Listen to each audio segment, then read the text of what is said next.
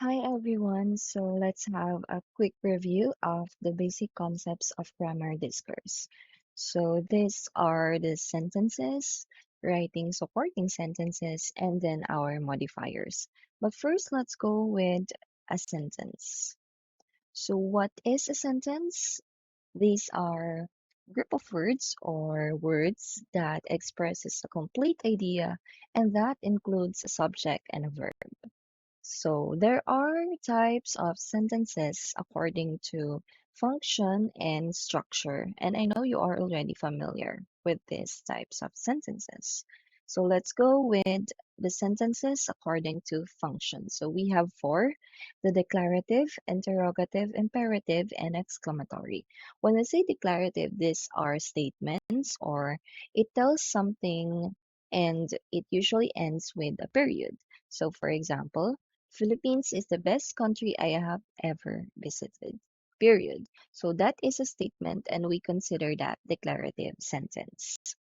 So next we have interrogative sentence. These are asking questions and it usually ends with a question mark. So for example, why is it possible to tickle someone else but not tickle yourself?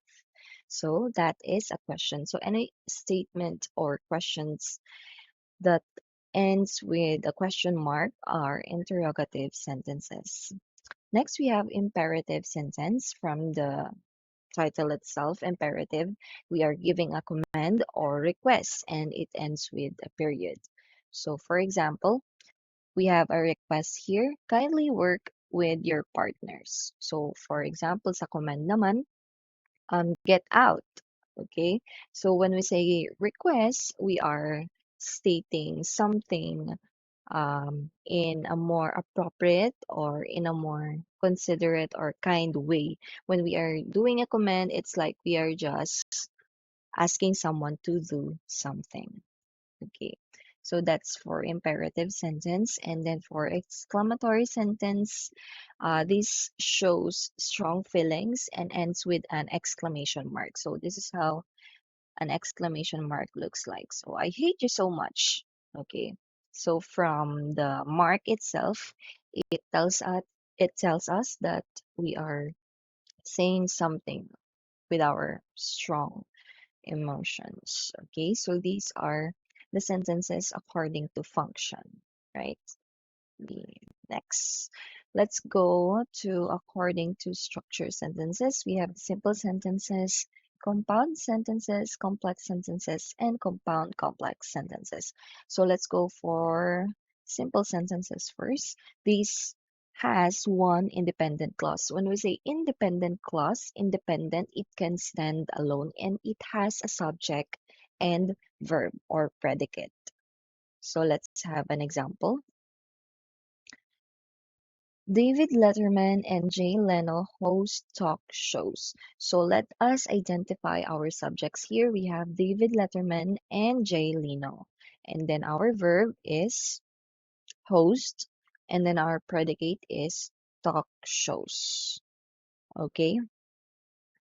So in simple sentences, we can either have two or one or more subjects and one or more verbs or predicate. So as long as it can stand alone and it expresses one thought, then it is a simple sentence. Okay? So what about compound sentences? In compound sentences, it has two independent clauses connected by coordinating conjunctions. So what are these coordinating conjunctions? If you are still familiar with the conjunctions fanboys, for and nor, but, or yet so. These are your coordinating conjunctions. So in compound sentences, we have two independent clauses connected by these conjunctions. So let's take a look at the example. Mushrooms grow in damp places, so they look like umbrellas. So let's identify first our two independent sentences here. We have the mushrooms grow in damp places, that is one, and then they look like umbrellas is the other independent clause.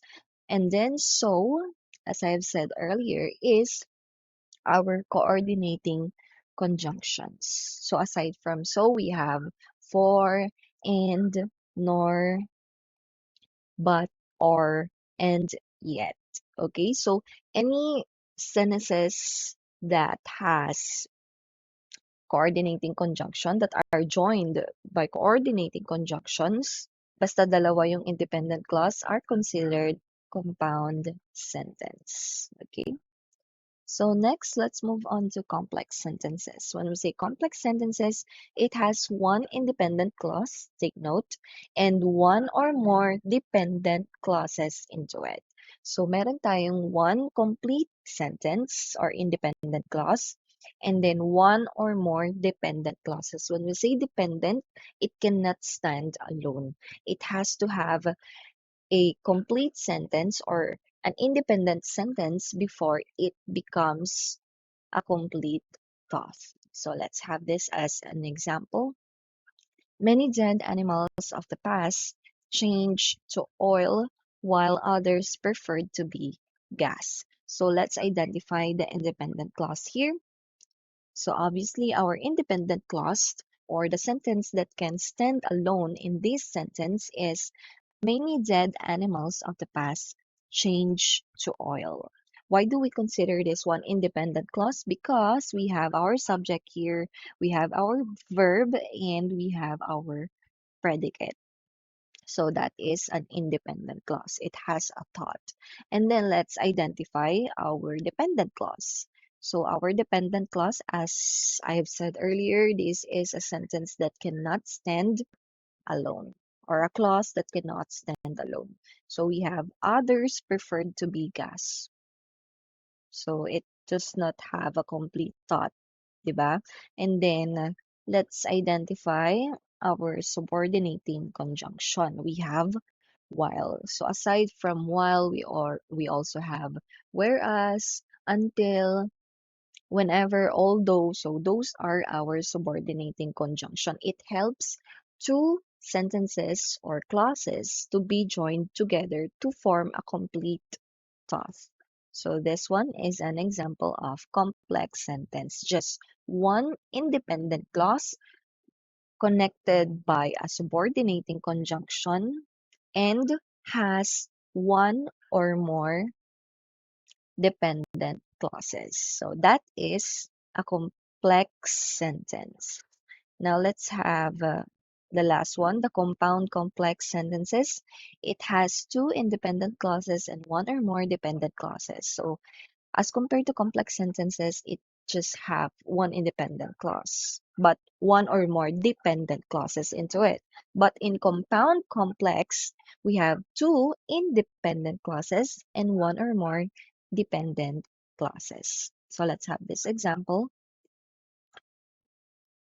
When the heat comes, the lakes dry up and farmers know the crops will fail. So in compound complex, we have two independent clauses. So let's identify them. We have the lakes dry up. So that is our one independent clause. And then the other one we have, and farmers know the crops will fail. That is the other independent clause. Why? Because we have our subject and verb or the predicate. Okay, we have farmers as the subject, know as the verb, and the crops will fail as the predicate. Okay, so what is our dependent clause? We have when the heat comes. So it's a dependent clause when it starts with a subordinating conjunction. So we have here when. Okay, when the heat comes, it's not complete, right? It has to be connected with something that is complete in order to understand it. So when the heat comes is our dependent clause here. So we have two independent clause and one dependent clause. So this is an example of compound complex sentence. Okay, diba? It's just easy to remember. Okay, that's for our sentences. Now we move on to writing supporting sentences. So what are our supporting sentences? These are sentences that support our topic sentence. So whenever you are writing a paragraph or an essay to be exact, or reports or something, it has to start with your topic sentence, followed by your supporting sentences. So, in writing supporting sentences, you have to think of your topic sentence and then you have to fill it up with sentences that are connected with your topic sentences. So, how do you do that? Let's take a look at this example. So our topic sentence here is 4-year-olds are a challenge in every way. When we say topic sentences, guys, this is the sentence that you put first before anything else dun sa paragraph natin. So it's like a topic sentence that has to be followed by your supporting sentences. Your supporting sentences are the sentences that will help your reader understand your topic sentence. So let's take a look at the supporting sentences. So 4-year-olds are a challenge in every way. First, they are a physical challenge. They move nonstop from the time they pulled out of bed at daybreak until they are forced back into bed at night. Next, of course, 4-year-olds are an emotional challenge, trying the patience of even their devoted parents. Finally, 4-year-olds are a mental challenge, especially for those of us whose mental abilities are on the wane as a result of 4 years of harried days and sleepless nights. So, as we can see here, we can already form a paragraph, okay, because of the supporting sentences that supported our topic sentence. We can also have examples in each of the step here because in this paragraph, if we created it, it explains or it gives the reasons why 4-year-olds are a challenge in every way. So, for example, in the first supporting sentence, we can have example to illustrate or explain the thought. Okay, so it in here kasi it lacks examples, but when you are writing your own, make sure that you have your topic sentence followed by your supporting sentences, and you can also have examples. You may provide specific or concrete examples to better explain your ideas. Okay, that's how you write supporting sentences. And I know you are already familiar with this since you have been creating essays, reports, okay, in any writing that requires you to make a paragraph. Okay, that's just how you create supporting sentences. And lastly, we have the modifiers. So, what are our modifiers? These are words such as an adjective or adverb or phrase also that describes another word or group of words. When we say adjective, these are the words that describes a person, place, event, whatsoever. And then adverb, these are the words that describes a verb, and usually it ends with "ly," but not all. And then phrase, this can be complete thought or not. Kasi when we say phrase, these are group of words. All right. We also have different types of phrases, prepositional phrases, adjective phrases, adverbial phrases, and the like. So let's have this as an example. So the first sentence is Lee caught a small mackerel. So in here, the adjective small modifies the noun mackerel. So small is an adjective that describes our noun here, mackerel. So small mackerel, adjective that describes the noun. So next we have Lee accidentally caught a small whelk. So in here, the adverb, we have accidentally that modifies the verb caught. Sometimes our adverbs are placed before the verb, but it's also possible that the adverb can be placed after the verb. So for example, The girl dances gracefully. So dances is our verb and gracefully is our adverb. Why did we say that it's the adverb? Because it modifies or it describes how the verb dances happened. Okay. So last sentence we have Lee caught a mackerel smaller than a Mars bar. So this is an adjective phrase. When we say adjective phrase, these are group of words that start with an adjective.